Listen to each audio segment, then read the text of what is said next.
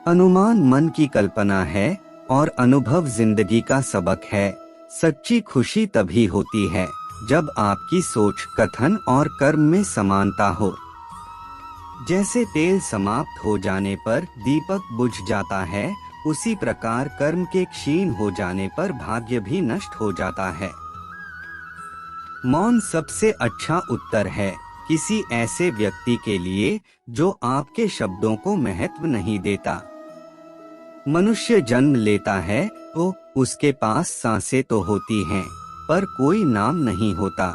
जब मृत्यु होती है तो उसके पास नाम तो होता है, पर सांसें नहीं होती। इसी सांस और नाम के बीच की यात्रा को जीवन कहते हैं। न किसी के अभाव में जियो, न किसी के प्रभाव में जियो। यह जिंदगी है आपकी, अपने स्वभाव में जियो। किसी के प्रति मन में क्रोध लिए रहने की अपेक्षा उसे तुरंत प्रकट कर देना अधिक अच्छा है।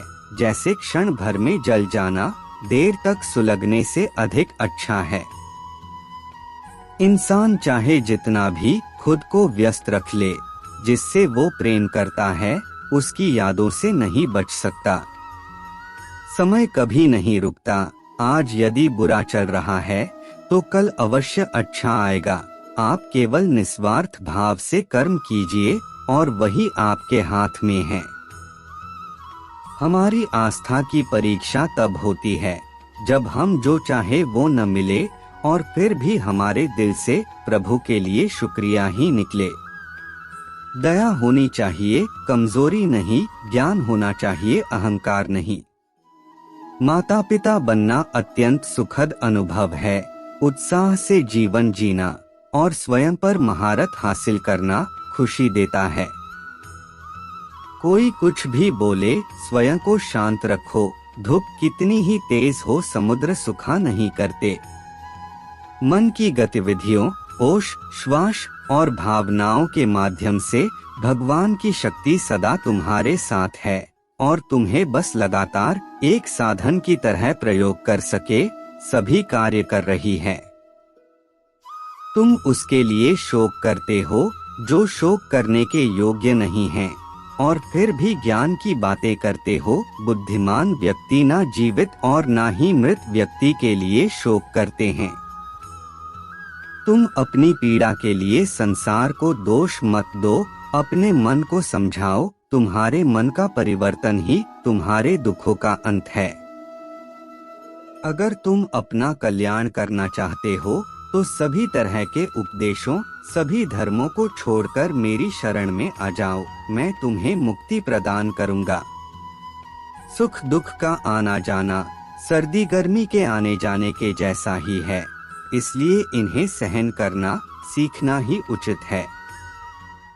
धर्म चाहे जो भी हो, अच्छे इंसान बनो। हिसाब हमारे कर्म का होगा, धर्म का नहीं। तुम्हारा मोहग्रस्त होकर अपने कर्तव्य पथ से हट जाना मूर्खता है, क्योंकि इससे ना तो तुम्हें स्वर्ग की प्राप्ति होगी और ना ही तुम्हारी कीर्ति बढ़ेगी। बुरा वक्त आपको जिंदगी के उन सच से सामना करवाता है जिनका आपने अपने अच्छे वक्त में कभी ख्याल भी नहीं किया होता है। किसी दूसरे के जीवन के साथ पूर्ण रूप से जीने से अच्छा है कि हम अपने समय के भाग्य के अनुसार अपूर्ण जिए। जीवन को भगवान से जोड़ दो, सब भगवान पर छोड़ दो। शांत रहना सही है, पर जब गलत हो तब नहीं। खुशियां मन की एक स्थिति है, बाहरी दुनिया से इसका कोई लेना देना नहीं है। जीवन ना कल में है ना आज में है, जीवन इस पल में है। इस पल का अनुभव ही जीवन है। हम दुनिया से कभी शांति नहीं पा सकते जब तक हम खुद अंदर से शांत ना हो।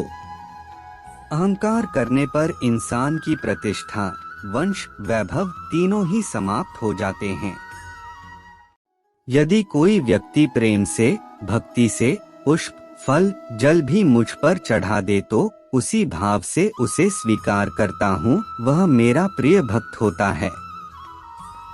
उससे मत डरो जो वास्तविक नहीं है, ना कभी था ना कभी होगा। जो वास्तविक है वो हमेशा था और उसे कभी नष्ट नहीं किया जा सकता।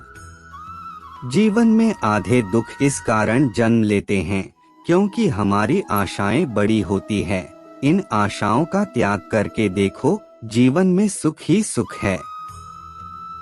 अपने परम भक्तों जो हमेशा मेरा स्मरण या एक चित्त मन से मेरा पूजन करते हैं, मैं व्यक्तिगत रूप से उनके कल्याण का उत्तरदायित्व लेता हूँ। जन्म लेने वाले के लिए मृत्यु उतनी ही निश्चित है जितना कि मृत होने वाले के लिए जन्म लेना। इसलिए जो अपरिहार्य है उस पर शोक मत करो। श्री कृष्ण ने कहा है, अगर तुम्हें किसी ने दुखी किया है तो बुरा मत मानना। लोग उसी पेड़ पर पत्थर मारते हैं जिस पेड़ पर ज्यादा मीठे फल होते हैं। अंत काल में जो मनुष्य मेरा स्मरण करते हुए देह त्याग करता है वह मेरी शरण में आता है। इसलिए मनुष्य को चाहिए कि अंत काल में मेरा चिंतन करें। यह सच बात है कि भूल करके इंसान कुछ सीखता है, परंतु इसका यह मतलब नहीं कि वह जीवन भर भूल करता रहे और कहे कि हम सीख रहे हैं। कृष्ण कहते हैं, इस जगत में मनुष्य भौतिक वस्तुओं का भोग कर सकता है। अगर वे चाहे तो सब कुछ छीन सकते हैं, मनुष्य कुछ भी नहीं कर सकता। स्वार्थ से रिश्ते बनाने की कितनी भी कोशिश करें वो कभी नहीं बनते हैं, और प्रेम से बने रिश्तों को कितना भी तोड़ने की कोशिश करें वो कभी नहीं टूटते। क्रोध से भ्रम पैदा होता है, भ्रम से बुद्धि व्यग्र होती है। जब बुद्धि व्यग्र होती है तब तर्क नष्ट हो जाता है। जब तर्क नष्ट होता है तब व्यक्ति का पतन हो जाता है। आत्मा न तो जन्म लेती है न कभी मरती है और न ही इसे कभी जलाया जा सकता है, न ही पानी से गीला किया जा सकता है। आत्मा अमर और अविनाशी है। अगर व्यक्ति शिक्षा से पहले संस्कार, व्यापार से पहले व्यवहार और भगवान से पहले माता पिता को पहचान ले तो जिंदगी में कभी कोई कठिनाई नहीं आएगी। विषयों का चिंतन करने से विषयों की आसक्ति होती है, आसक्ति से इच्छा उत्पन्न होती है और इच्छा से क्रोध होता है, क्रोध से सम्मोहन और अविवेक उत्पन्न होता है। कृष्ण कहते हैं, जैसे प्राणी अपने पुराने कपड़ों उतार कर फेंक देता है, नए को धारण करता है, उसी प्रकार यह आत्मा पुराने शरीर से त्याग करके नया शरीर प्राप्त करती है। हर किसी के अंदर अपनी ताकत और अपनी कमजोरी होती है। मछली जंगल में नहीं दौड़ सकती और शेर पानी में राजा नहीं बन सकता, इसलिए अहमियत सभी को देनी चाहिए। धर्म युद्ध में कोई भी व्यक्ति निष्पक्ष नहीं रह सकता है। धर्म युद्ध में जो व्यक्ति धर्म के साथ नहीं खड़ा है, इसका मतलब है वह अधर्म का साथ दे रहा है, वह अधर्म के साथ खड़ा है। अगर कोई मनुष्य हमारे साथ बुरा कर रहा है तो उसे करने दो, यह उसका कर्म है और समय उसके कर्म का फल उसे जरूर देगा। लेकिन हमें कभी भी किसी के साथ बुरा नहीं करना चाहिए क्योंकि यही हमारा धर्म है।